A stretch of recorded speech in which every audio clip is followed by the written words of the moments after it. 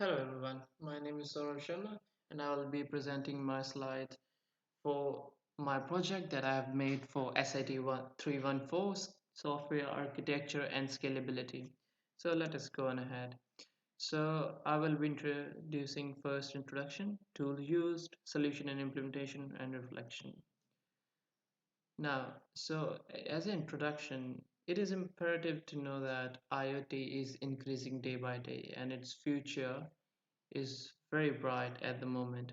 It is also estimated that the number of devices that will be using uh, IoT systems will be increased as well. So IoT system in general will increase quite a lot in the next upcoming years.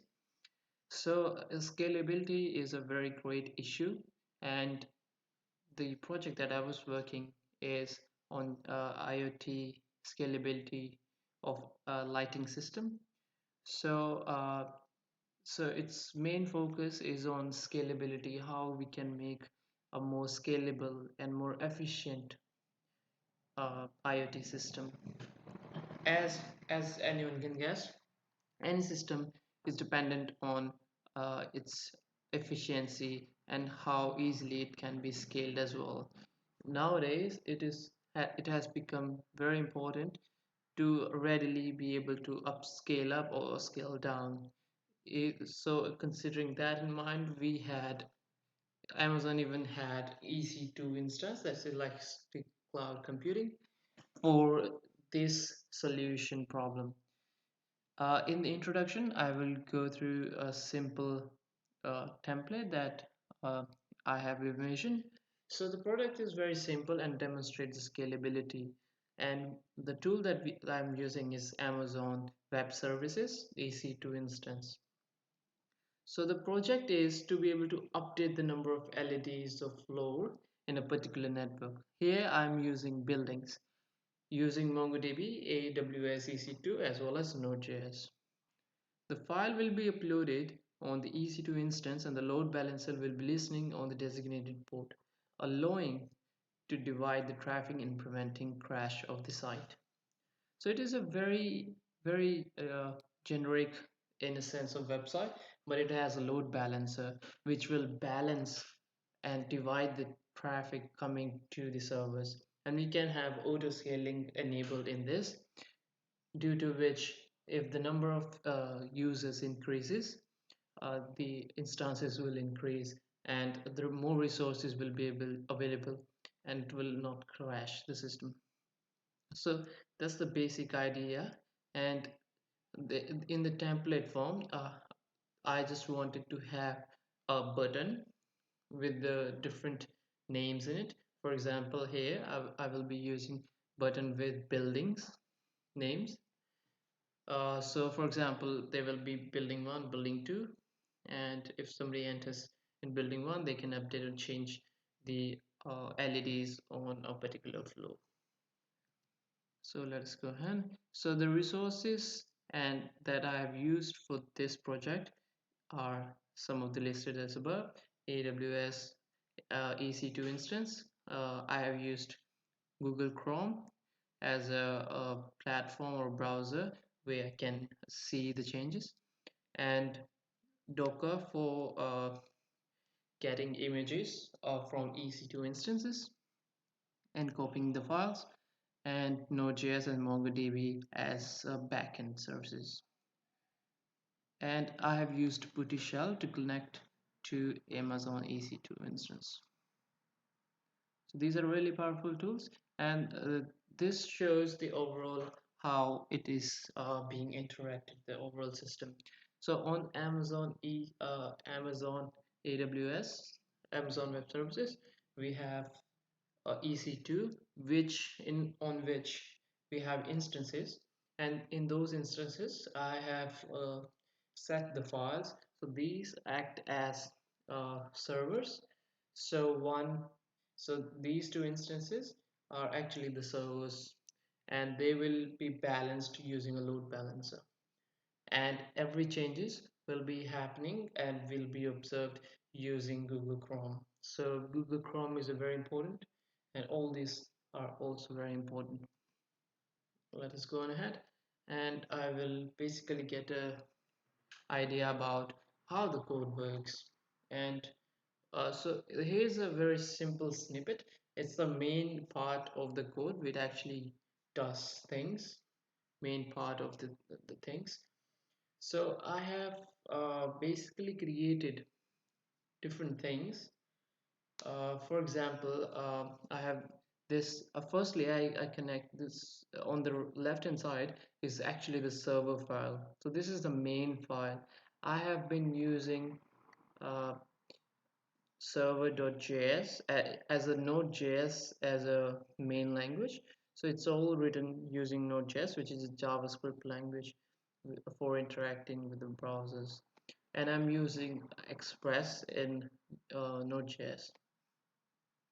So firstly, I'm connecting to the database, and then I'm getting and then I'm rendering the files. So here I'm also using EJS for environment, for basically getting dynamic responses and showing in the HTML code. To get more in-depth knowledge, I will go from here to explain the code and on how it is working. So for examples, the user will come directly, the server.js will be the entry point, and this is the file that will run everything. So whenever it comes in the server, if the person if the person has gone to the root directory, here it will be load balancer number port, and then if the user enters that, it will render buildings. I'm using EJS syntax here, that's why it's like this. And this is a very convenient method as it allows HTML and JavaScript code to coexist. And I will go in the buildings. So it's a very simple CSS code, and in the buildings we have buttons, and in the buttons, if we click on the button, it will go to LED.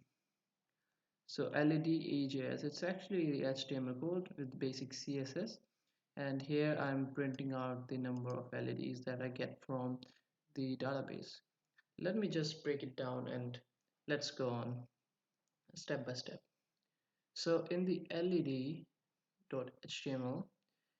I have created a form, and the form is actually a post method, uses a post method, and it will post to led EJS. So it will post to this uh, as well. So this thing. So it gets all of this thing, and it will go to the led. And if you see in the post method, we'll come here and see if it has to have a post method on the led. I'll go inside and get all the data in the required from the request, and it puts inside the variable, store inside the variable, and make a schema of MongoDB, put inside that packet, and then save as a record. So the schema is something very similar. It's very simple schema. So it basically stores only three things. These two are optional, but LED number should be there. So this is exactly how code works. So it'll come here, it correct information whenever the users enter submit. It'll send a post request to LED. It'll come here and see, okay, so we need to add, and then it will add it. And is uh, whenever the LED page is accessed, firstly it will go to the MongoDB and find all the things and get a LED number from the last document, and I'll paste it over there. So after running this, everyone will get a fresh uh, updated version of LEDs in that particular field. So that's about it. That's a very simple code. I'm using MongoDB, and these are the dependencies. It's very easy, straightforward code. Now I'm using a load balancer at the AWS EC2, and all the files are actually in the EC2 servers. So that makes it more scalable, and I've activated auto scaling, so it's a very auto scalable. So go check it out at the YouTube. I have uploaded the video of the working thing. Not a long video, it's a very short, but it's very precise in what exactly I've said. Now let's go ahead, and thank you. This was my final presentation for SIT 314. Thank you for watching. See you soon.